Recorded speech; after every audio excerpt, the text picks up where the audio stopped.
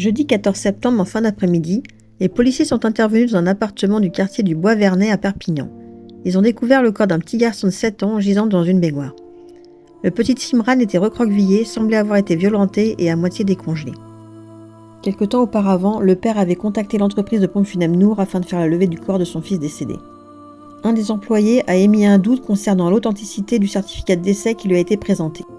Le médecin dont le nom est inscrit sur le document certifie ne jamais avoir rempli cette attestation. Les policiers ont donc été prévenus et sont intervenus à l'adresse donnée par l'homme. Ils ont dû défoncer la porte au bélier pour pouvoir accéder à l'appartement.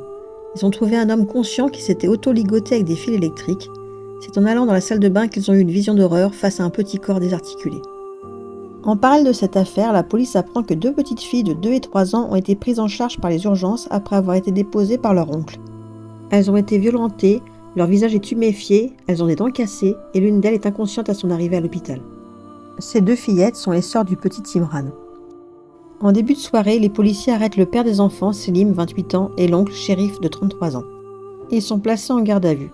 Tous 2 sont déjà connus de la police et de la justice pour des violences intrafamiliales. Selim n'est pas le père biologique d'Imran, il l'a adopté lorsqu'il a rencontré la mère du petit.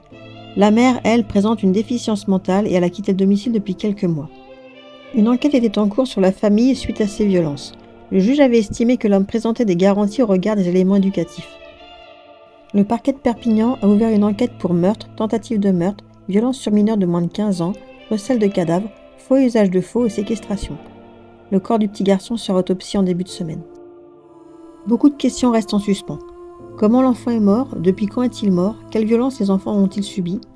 Imran était pris en charge dans un établissement adapté puisqu'il souffrait d'un trouble moteur. Pourquoi personne ne s'est inquiété de son absence? Nous devrions en savoir un petit peu plus dans les jours à venir.